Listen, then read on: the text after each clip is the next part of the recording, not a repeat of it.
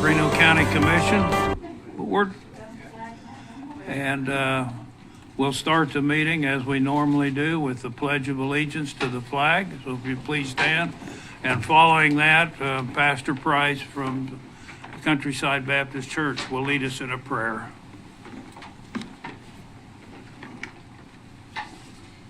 I pledge allegiance to the flag of the United States of America and to the republic for which it stands, one nation, under God, indivisible, with liberty and justice for all.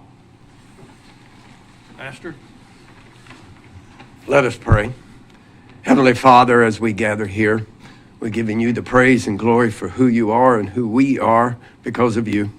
Father, your word tells us to pray for our leaders, national, state, county, and city. We lift up this commission, Father, asking that you give them wisdom in decisions that must be made. Give them compassion in viewing all sides, Lord, and give them courage to make decisions that must be made. We ask in Jesus' name. Amen. Amen. Thank you, Pastor Dan.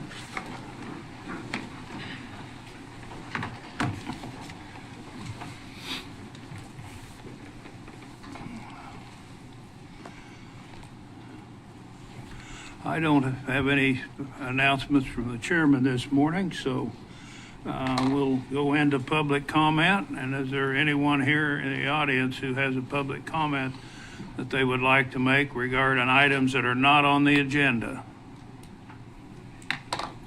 Okay. Lauren? Good morning. My name is Lauren Storm. I'm with Greater Hutch. I just wanted to remind everyone briefly and invite everyone to join us this morning, a little later at 11 a.m. The Hutch Reno County Chamber and Greater Hutch is hosting the Trends in Data Center Development event, where we have industry professionals and experts that will be presenting with including a panel and then also entertaining questions from attendees. That'll be at 11 a.m. at Stringer Fine Arts, and it is open to the public. We do ask that you register at our events page at hutchchamber.com, but we hope to see you all there. All right. Thank you, Lauren. Can I ask a quick question? Sure. Will that be videoed, Lauren? Yes, it will be recorded. And on your site? Yes. Okay, cool. Thanks. Just so people know.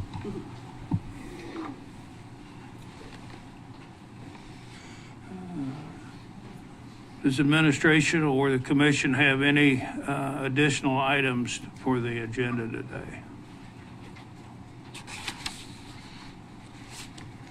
Just note that we will have a brief executive session after the meeting, at which no decisions will be made.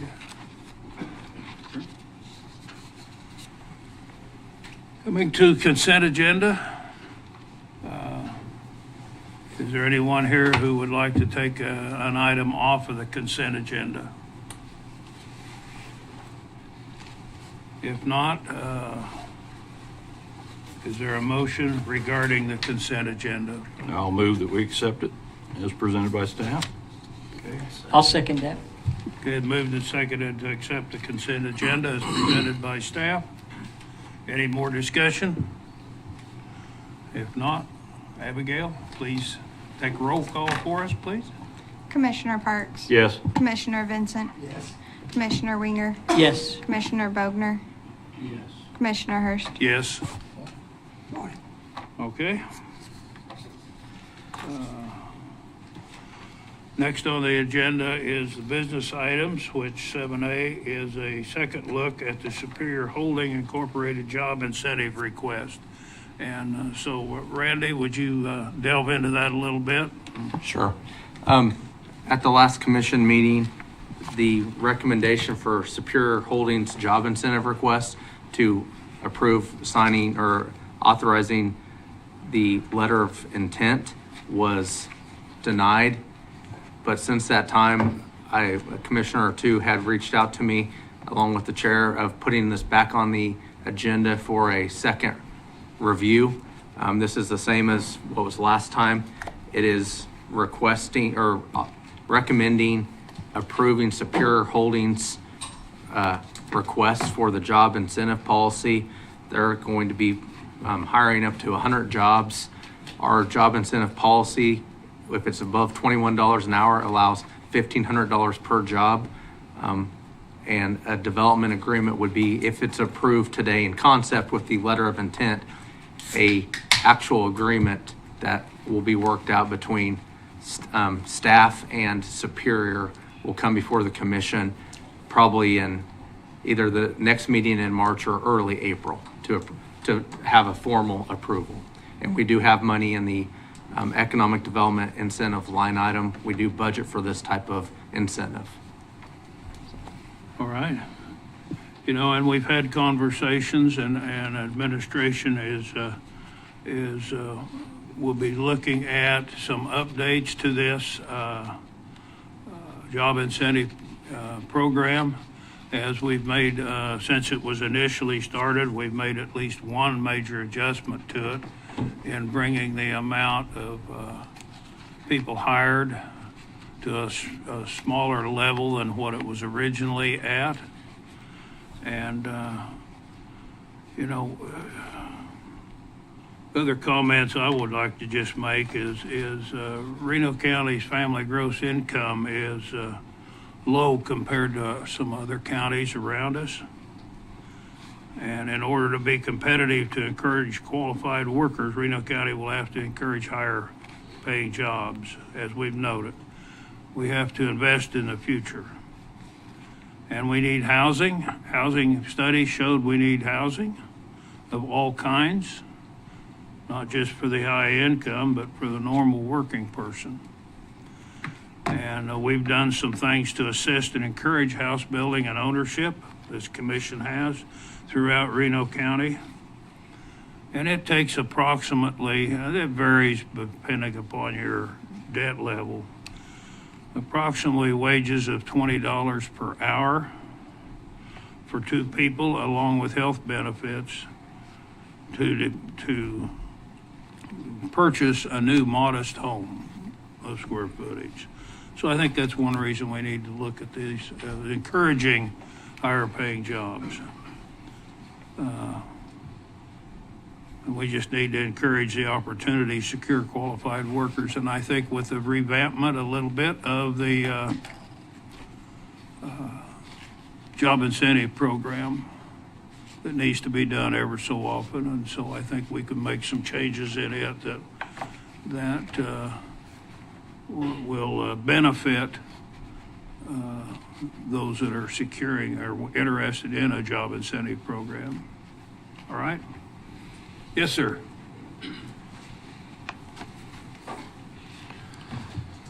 My name is Don Rogers. I happen to be the neighbor of 800 Airport Road, Wells Aircraft for Superior, and I'm here to really talk on their behalf. I think this is great that you're reconsidering it. I think we spend way too much time in our communities trying to bring in businesses we really don't know a lot about. And ones that have been here for as long as I've been around the community, probably 40, 50 years, Superior has been at that corner and have expanded and grown, cleaned that corner up, done a lot of things as a good neighbor for us at the airport. So I'm glad that you're seeing this, maybe to reconsider it and give them some thought. I would also think they give back to our community. I think it was the Hutch Post back in October.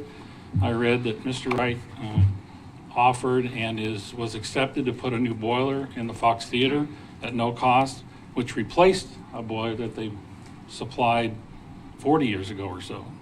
So I think supporting the local business is important to us.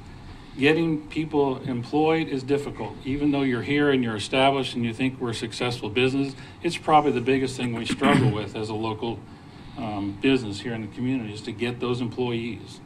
So anything we can do to help the current businesses that are here, I would support as a business. Thank you. Thank you, sir. Yes, expansion of current businesses is very, very important. Yes, sir. Don Whitman, I'm President and CEO for Superior Boiler, so I did want to come and thank you for reconsidering this. Employees are important to us. Just to share, we just recently had a job fair. We hired 39 local folks, and the average wage was about $24 for those starting jobs, and they can earn incentives up. And when you talk about benefits, we feel like that's really important. We actually offer 100% insurance benefits for the employee, their spouse, and their children. And that's, I've been doing this for 35 years. There's not many companies in my industry that can do that. So we appreciate you reconsidering. It is important to us to grow this business and make, Hutch proud of us. So thank you. Thank you. Yeah, Don? Yeah. Well, I guess I should wait and see if there's further mention from the Go audience. ahead. I think it's fine. I was a dissenting vote, the final dissenting vote. I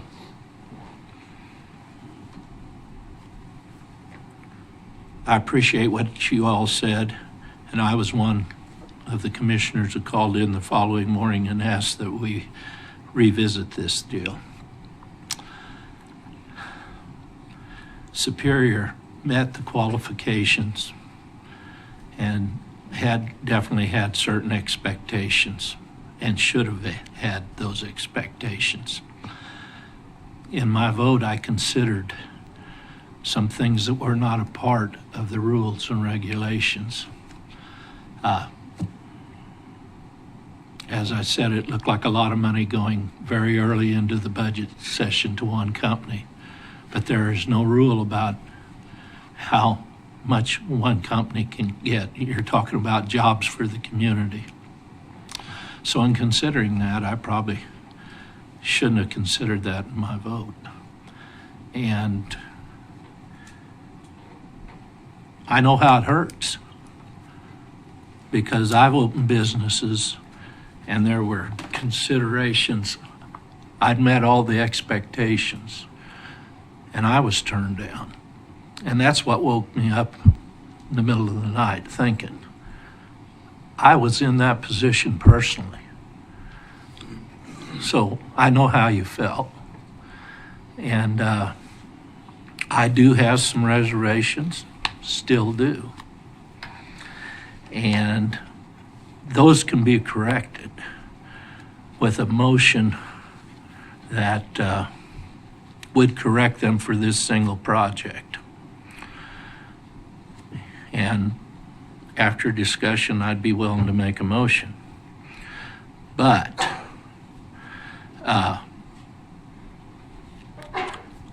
nobody in this room up here that has a vote was around when this original law or ruling was done. We've inherited it. There has been one update. If we feel as time goes on there needs to be a couple small updates or revisions, that probably needs to be done. But in my mind, and Counselor, you tell me if I'm wrong, if I make a motion and it's the proper motion that takes care of this possibility of one job being created, gets two incentives, by the proper motion, that can be put aside, and we could have a decision today so these people could go ahead with their plans. And that's the path I see, and then make it a priority to go back and update the present regulations so that everybody's on the same playing field all the time. And that's my comments at this point. I'd let other people comment. Well, one thing we have the ability to do as a board is to vote yes or no on about anything that comes before us. And so I don't often dissent in some votes, but occasionally I will. I know I had someone else here that did two others. I'm just going to throw this out there. It's nothing personal against any business here in town, but when I am involved in an organization that has pay that is less than what we're incentivizing a company here in town to receive, and we need to get equitable jobs in the county, I answer to constituents that don't think that's correct. And they don't see that I ought to be giving money away to businesses. And I'll just throw this out. I don't know any business out there that I've ever worked for, been around, or managed in that took money out of their personal budget as a private business and threw it over to someone else so that they could pay more than the competitor, than themselves. And that's basically, in a nutshell, if we look at it, what happens here. And I realize you've hired them more than the $21 an hour, and I appreciate that. I really do, for the community. I think it's a great thing. But you went ahead and did that before receiving any money. So that kind of tells me a great big picture. Do we really need to be doing that? And I agree with helping people when it needs it, but I'm not sure it's the job of us to incentivize people to be making more money than what we can afford to pay here in our budget at the county. I know there's people here that need to make more money as well. They're making substandard to that amount of money and not making a living. In fact, the HR department come before us here a while back because we have such low pay, it's below the poverty level in a couple places, if I'm right, Miss Helen, that they wanted a council to help them to be able to manage their money so they could make it through. That's the part that burdens my heart of doing this. It isn't to try to help foster business. It's to take care of our own first and then look outside if we need to help others. I think that's our duty here as leaders. And to do something else is totally, I've voted for this in the years past since I've been here. And I'm not ashamed to say that I did. But when my eyes were open to that fact this year, and I've talked to some directors that tell me that they struggle to hire help in certain positions for that very kind of same amount, then I have a real problem with voting yes when we're not incentivizing our own employees. I appreciate that you do things in the community. I really, really do. And I know the cost of putting a boiler in a building, and that could be applied very easily to wages to offset what we're talking about here today. I'm not trying to tell you how to run your business. I'd never do that. But I hope you see my side of it. I don't often post stuff on social media, but I did over this because I had so many emails like I do with other things that I wanted to explain that very fact. If I took money as a business and had employees that were making X amount of dollars and give it to another company that helped them make more than my employees, what employee would stick around? Not very many. And so that was a reason for my dissenting vote. Well, I voted no also, but and for some of the same reasons Commissioner Parks did. But you dig into it. I mean, we made the rules. You played by them, and I'm willing to change my vote. On that. We can't change the rules in the middle of the game. So that's where I'm at on it.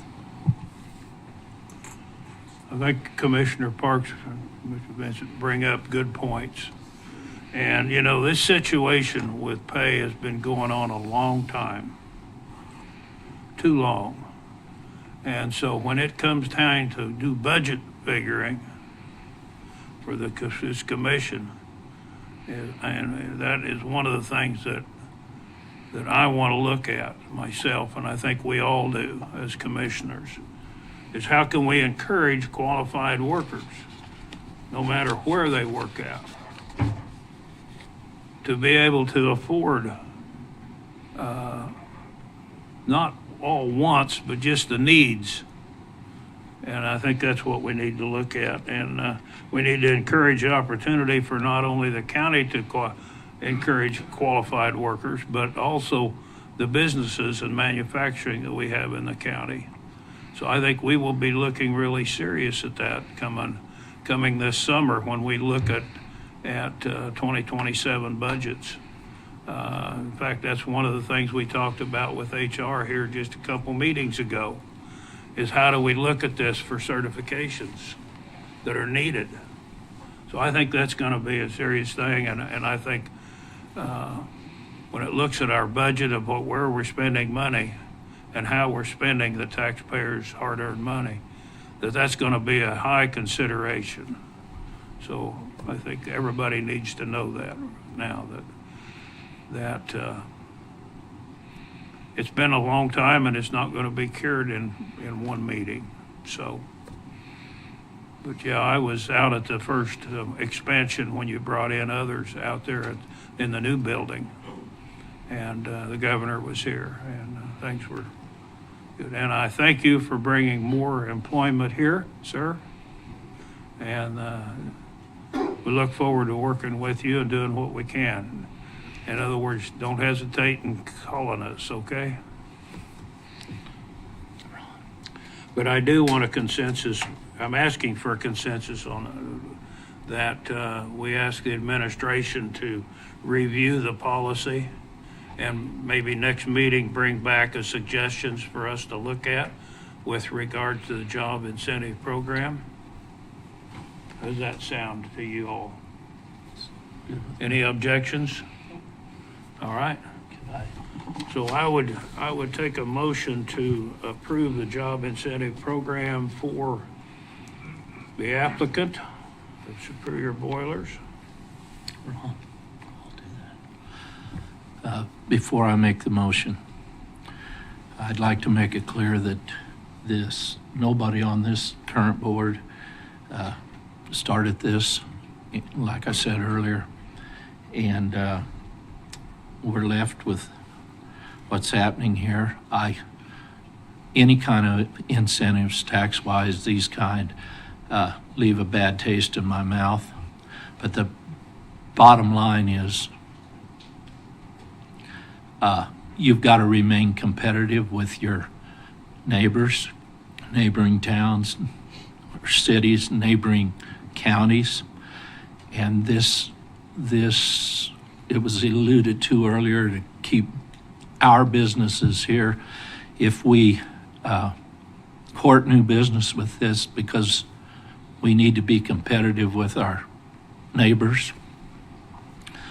The other thing is, if we don't do anything, I can see that original council's thoughts. If we don't do anything, that everybody takes a step forward and we get left behind. Worse than that, if you go the other way and you don't help the companies that you have and somebody else courts them away, they take a step forward and you take a step backwards. So you're 2 steps behind. So with that thought process, and I know I'm going to get emails like you won't believe, but I would move that we go forward with the letter of intent with Superior Boiler on the condition that one job creation can't dip into 2 different pools, 2 different incentives. One job position can't create 2 incentives. As in, because I'm assuming you're going to hire local people like you just said you did, but I'm assuming somewhere in that 100 you're going to bring some people in and you might want to use your other incentive available.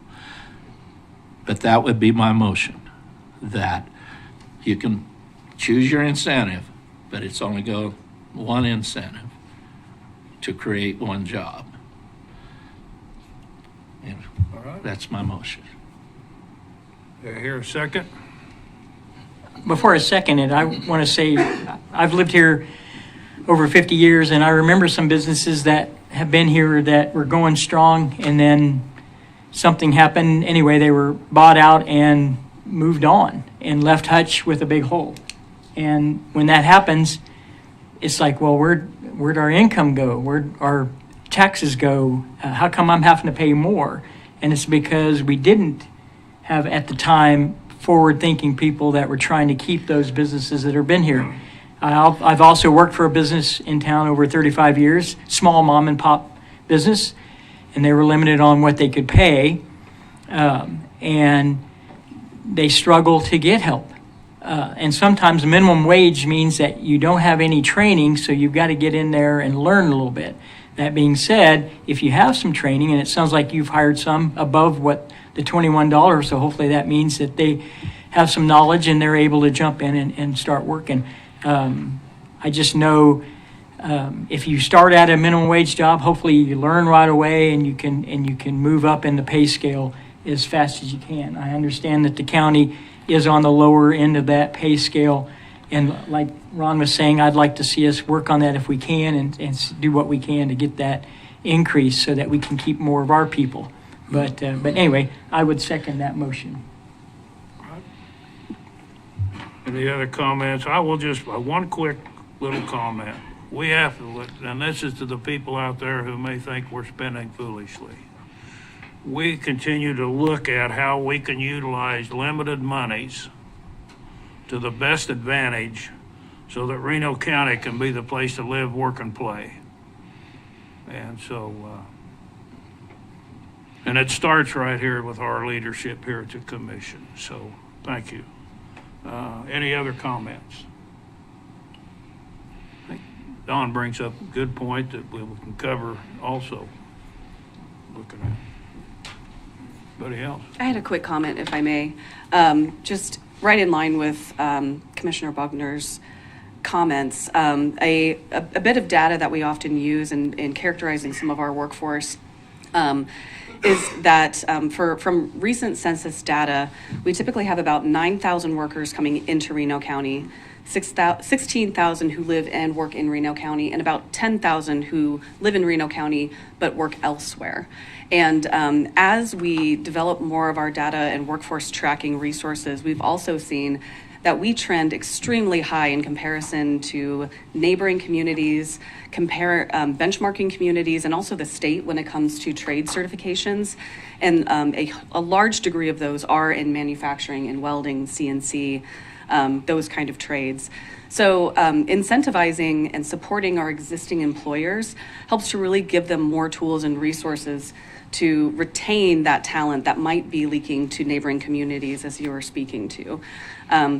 So I think that there's a lot of ways to look at this, and ways that we can be extending it to, and hopefully this is something too that will help to put this on the radar of some of our businesses that we can be supporting to increase and create those jobs for our workforce that lives right here in Reno County. All right, thank you. No more discussion with regards to this. Abigail, could you take a roll call, please, for us? Commissioner Parks, No. Commissioner Vincent, Yes. Commissioner Winger, Yes. Commissioner Bogner, Yes. Commissioner Hurst. Yes. Okay, motion passed. Good comments by all.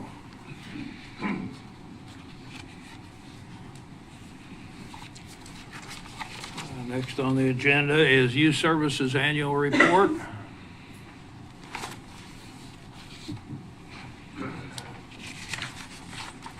We've all seen a very extensive report and statistics and data, so thank you. Thank you.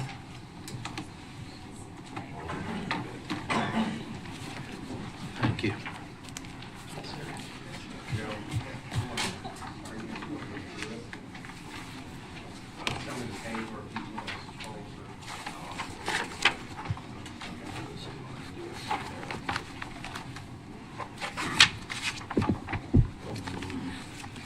Good morning.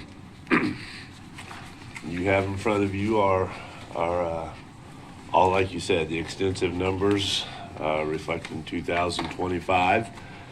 I'll entertain any questions to that, but I will say to start that it was a very good year for us as far as our youth. We had a number of successes. We love to celebrate them with our youth and our staff. Some of our youth don't get the chance to do some of the things they've done since being with us, especially those who are able to live with us for an extended period of time.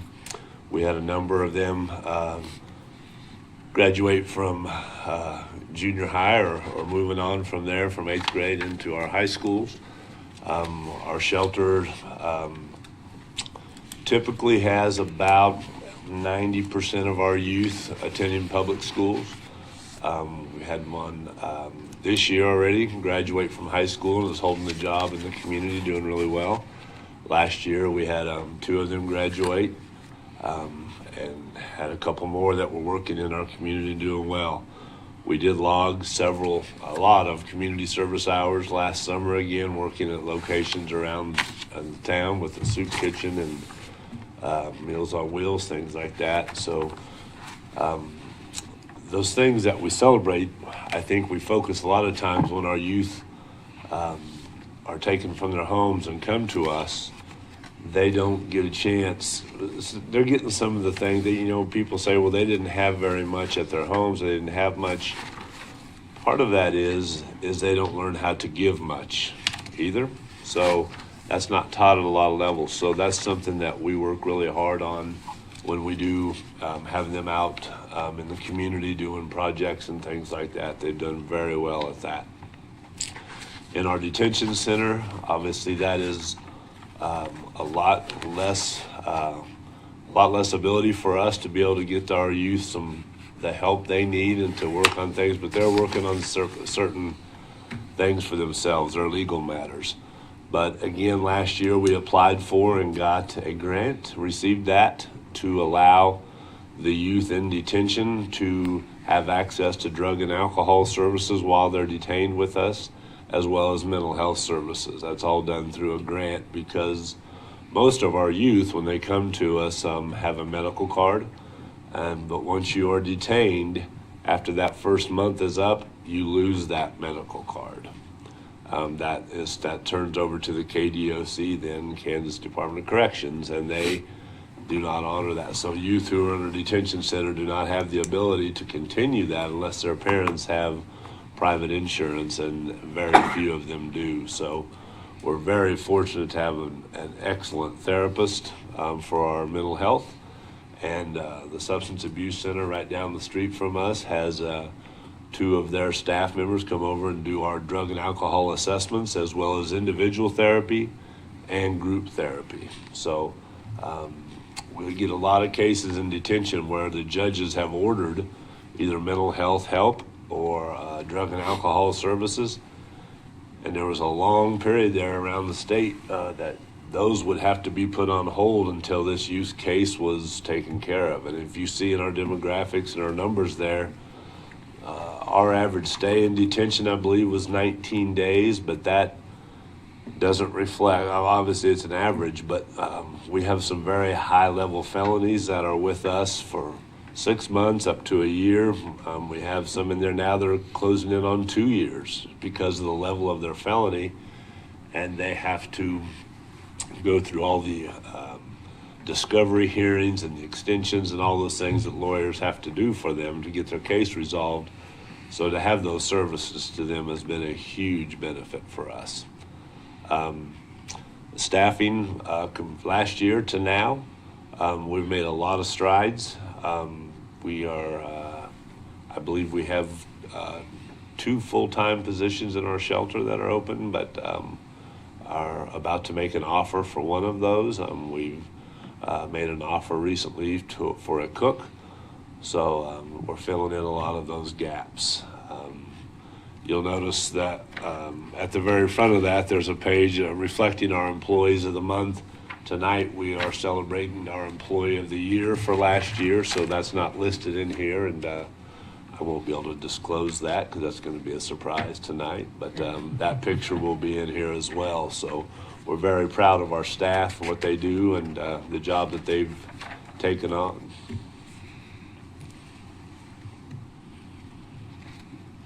Questions, comments, thoughts?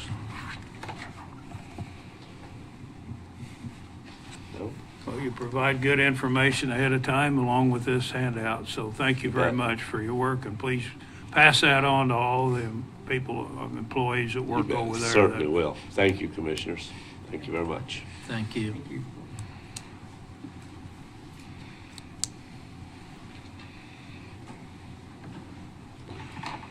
Okay, now we'll go to, something I forgot earlier today, and I'll mention this now. We introduce our new county councilor, John Settle, who yes, you, sir, that figured out that we're a little bit cooler up here in Kansas than you are at Chickasha. So welcome to have you. Well, I'm glad to be here, thank you. For the general public, you notice I was looking at him when he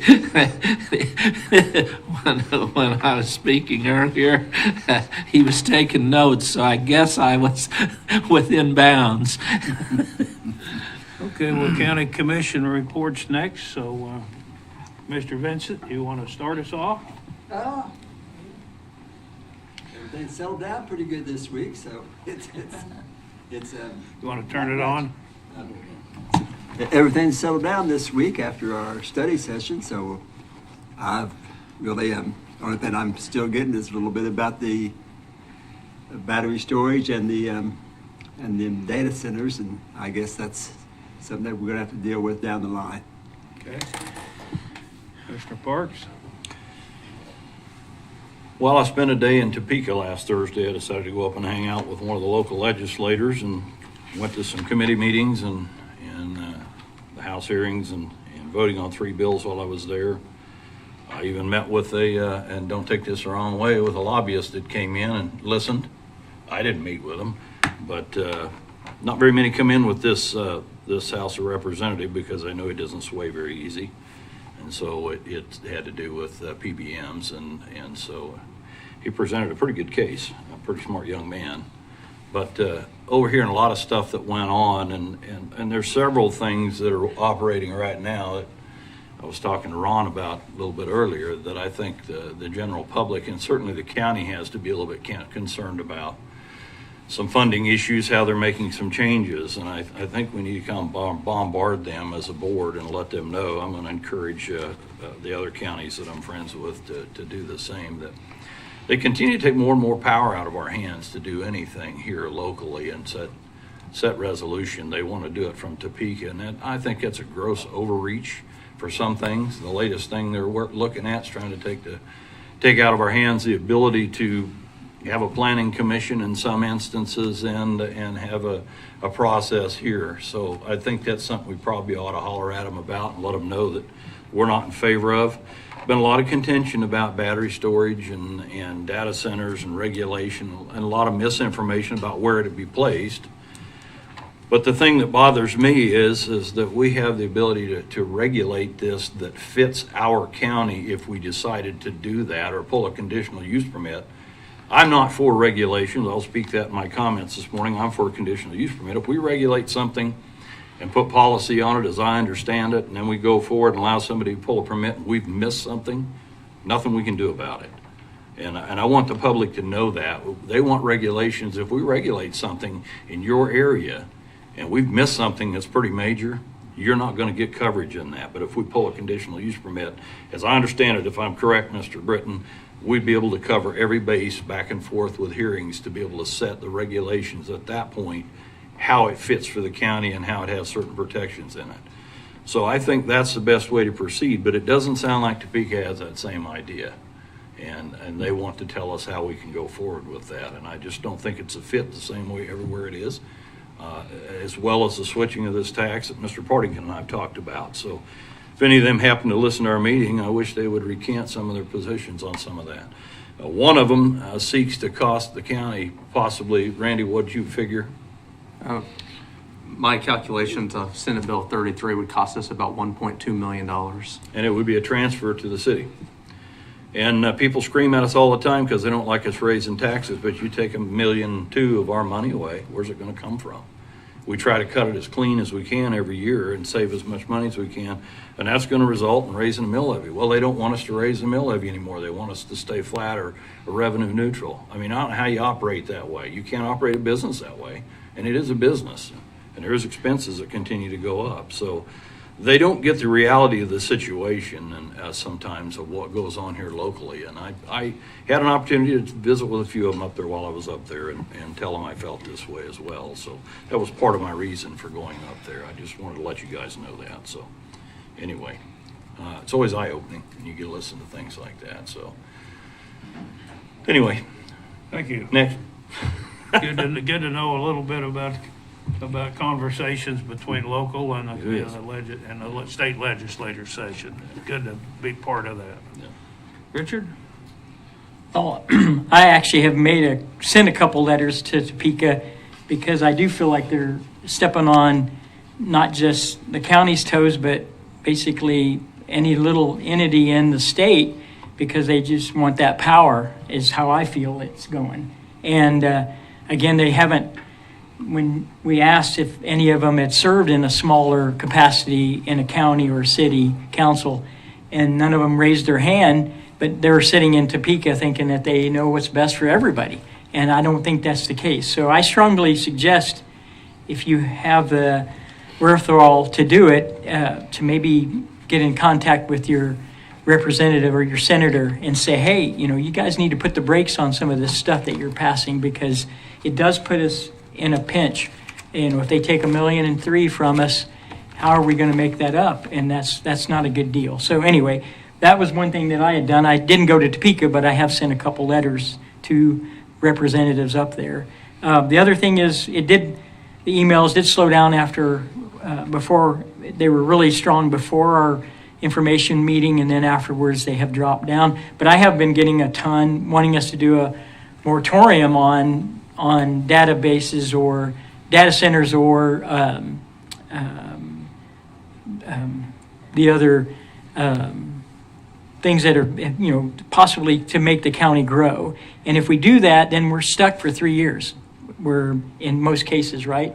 Or We can set it. you can set a time, I guess, but still, I've had people say, well, you need to do it for 3 years. And if you do that, that's like a stop sign in front of the county saying, we don't care to grow at all, and we don't want to do that. So I am not for that. I want all the information to be out there where we can study it, read it, and if we want to do something, do what's best for the county and the people that live in the county, but not hamper ourselves or hand tie us. So anyway. If you don't mind if I jump in here real quick, I think their thought from Topeka was throw a moratorium on so we would get things regulated. And for the very reasons that I just stated, we do not want to regulate this deal because this animal needs to have a little more control than that. And if we regulate it, we're stuck with the regulations, Richard. And I just, so I'm not trying to chime in there, but I think that, what you're saying is correct. I think we need to be real careful with that. And if they do that to us, they're trying to force regulations. And it's a dangerous thing to do. So I'll be quiet. Yep. Well, that's all I had to say, too. Thanks, Richard. Yep. Don? Well, I tend to agree with everything that's been said. We know where this next year is going to bring a whole lot of stuff before us that needs to be figured out and needs to be done correctly. And a lot of study. And I brought a little article just to illustrate why we need to get this right. Absolutely need to get this right. I read Trent Luce a little bit. He's an old cowboy and got his radio and TV programs and articles he writes all the time. And he usually picks out some irony that's happened. And the latest one he wrote about was why we have a permitted nitrate level of 10 parts per million, and how the fallacy of that number coming about, and he quotes the laws and the reasons. But the reality is, the Lord in his creation, the perfect nutrition for anybody is mother's milk. And we're down to 10 parts per million. The average mother's milk for that infant is 14 to 18%. I figured the Lord probably had it figured out right. Who am I? My point in saying this is, we tried to fix a problem that shouldn't have needed fixing in most cases. Yeah, there is an upper limit, but it sure isn't where it's set. How does that affect Reno County and its taxpayers? Finishing a $6 million project right now. Fortunately for the taxpayers, it's grants.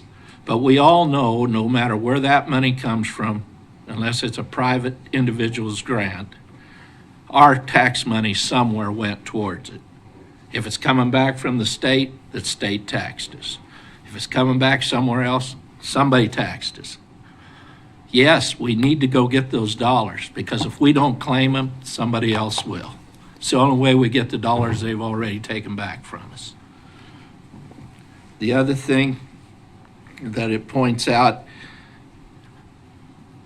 going to what we're talking about here, we've got a lot of decisions in the next few months and years.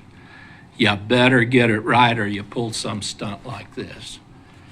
I know of 3 cities that are spending ridiculous amounts of money getting those nitrates to 10, along with the county itself.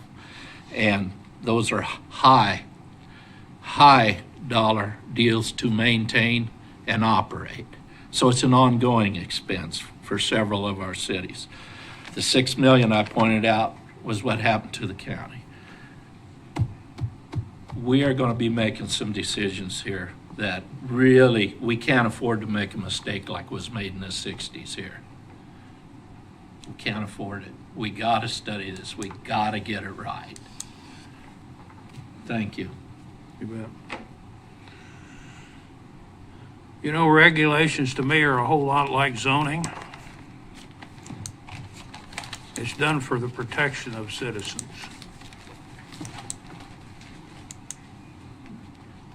I want to comment a little bit about what I saw last Sunday afternoon. We've got a bunch of good young people around here. I attended the Youth Philanthropy Recognition of the Hutch Community Foundation Sunday afternoon. I think we've all got an invite. Great to see these young high school students about what they're doing and how they're working together and what they're thinking, and they've been asked what they ideas about Hutchinson and Reno County. And I would just say it was great and fun to see those kids get up in front of everybody and talk about it. Don't forget this Saturday legislative session at 9 o'clock. Is that when it is, Lauren? Start at 9 o'clock at Stringer Fine Arts. If I'm just like some of the others, it's been hard to get those folks up that represent us as state legislator to listen to how things really are out here in the real world. So thank you, Randy, for going up and helping. It seems like like the more populated counties have an undue influence upon the smaller rural counties in the state of Kansas at this time. And the things they're passing up there, they don't understand what it's like out in areas that don't have a huge tax base. And just to encourage, no matter who you represent, to get back with your local people, local cities, local county governments. Find out what it really means when you pass a bill.